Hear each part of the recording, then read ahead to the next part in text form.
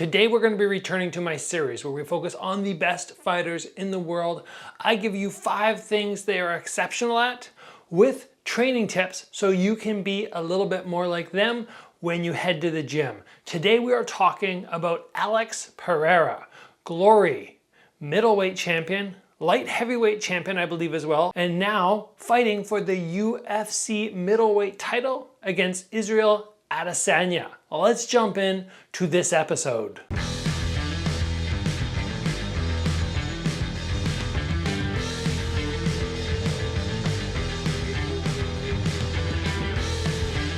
So Alex Pereira, what a scary dude. There's so many things that make this guy intimidating. We will get through many of them in today's 5 little pointers on him. What we really need to remember about Alex Pereira is he's a fantastic kickboxer. He is relatively new to MMA. And because many people are tuning into this episode, because the upcoming Adesanya versus Pereira fight in November, at the end of the episode, I'm going to give you my take on who will come out victorious in this fight.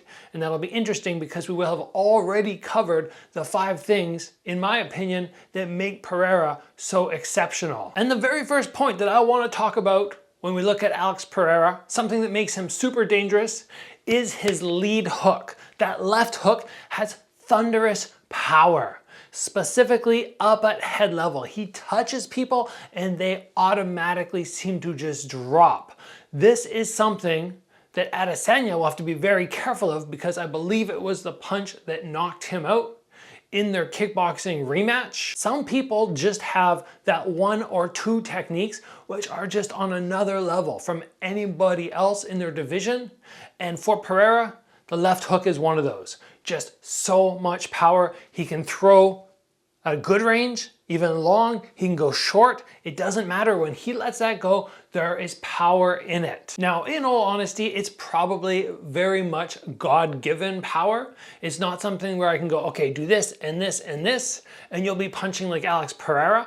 But if you want to increase the punching power of your left hook, which happens to be my favorite punch as well, what you can do is you can get resistance bands, maybe attach it over against a wall, hold your hand to your head, guard up like you normally would with the resistance band in your hand. It's going to be fairly taut or tight already, and then from here you're just going to practice executing with that additional resistance. In addition to that, there are small things that we can remember, like turning our hips and pulling this other arm back. Sometimes when we have 2 things happening in opposite directions, body mechanics can increase power. So for Pereira, maybe he doesn't do that every time. Maybe, like I said, it's just God-given. But anybody out there who wants to punch more like him, remember, you can build up your speed, you can build up your power with those resistance bands. And if you engage the hips and the arm, the non-punching arm, and snap it back, you will get more power and be a little bit more similar to Pereira in his left hook. Point number 2, which I want to talk about, is another specific technique. I don't do this that often. When we have this series underway, I don't go, oh, this guy has this one awesome technique, let's focus in. But we kind of need to for Pereira because he has a few things which they're exceptional, and he keeps dummying people with them. The next one that we're going to focus on is his knee.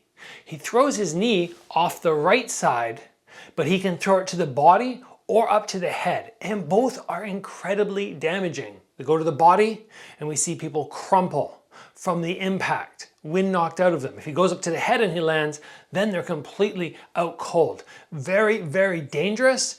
If you want to get that knee up high or you want to get the knee through, a couple things you can focus on is number 1, increasing your mobility.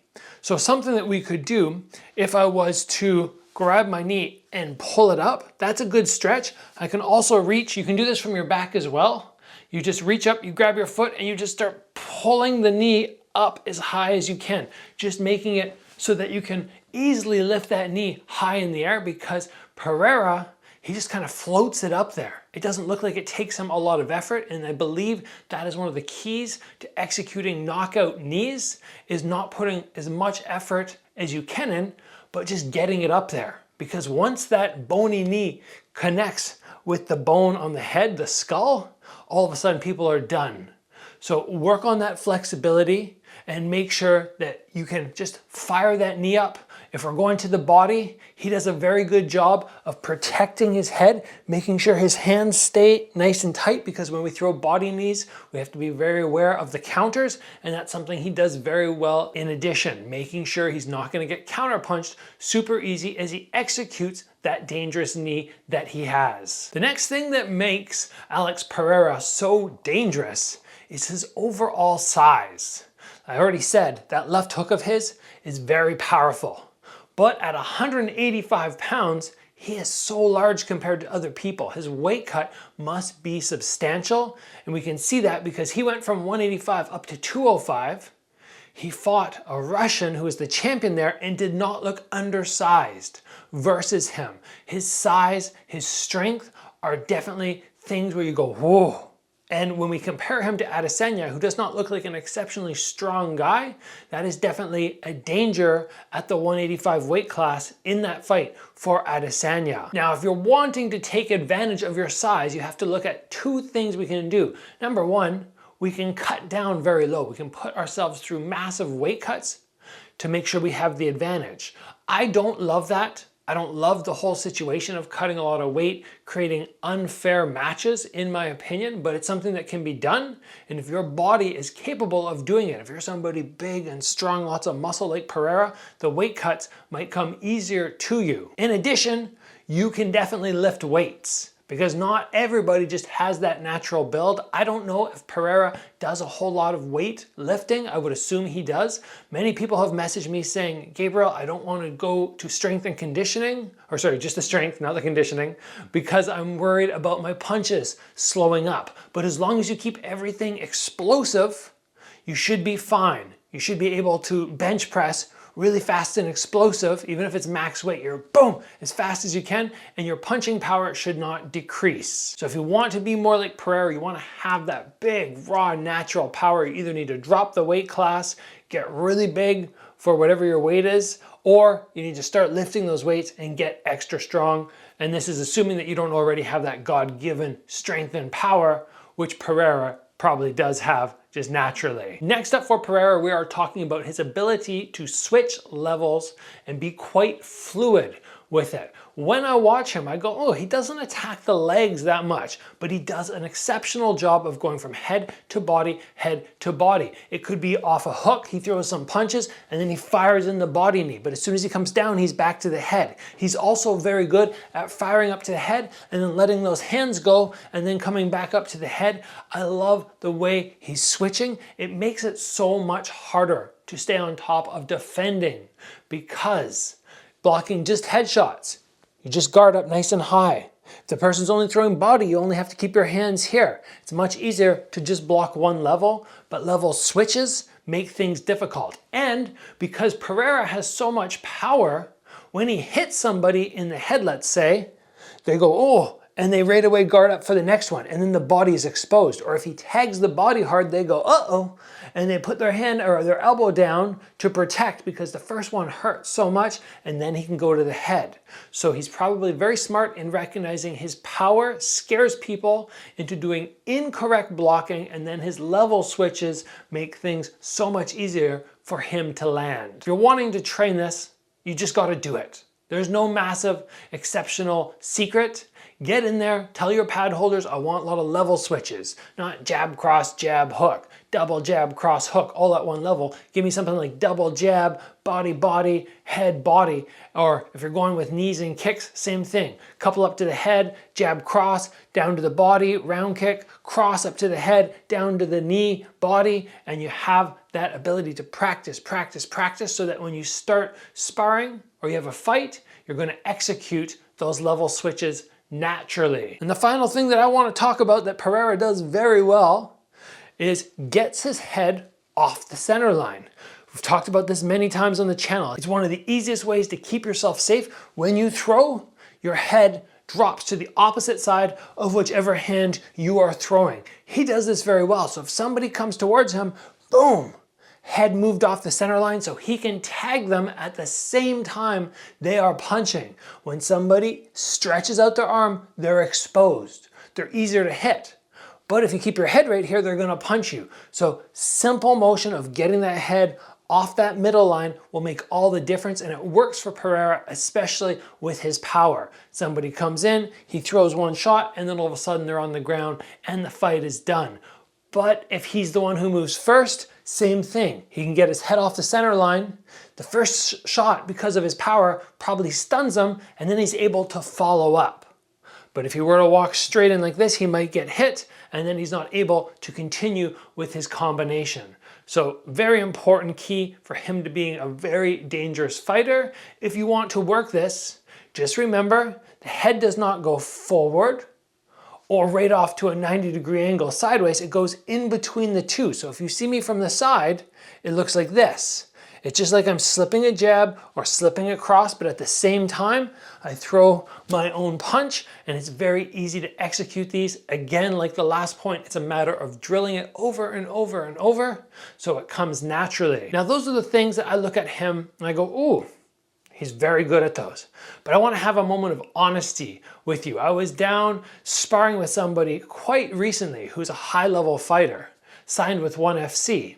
And we were having a talk about Pereira, and he asked me, he said, how good do you think Pereira is? Like, are you impressed by him? And I didn't know if it was a trick question, like if he was setting me up, and I just decided to be honest. I'm like, I'm not blown away by him. And I'll explain why in a moment. But the guy said the same thing. He's like, yeah, no, me neither. Now, obviously, he's good.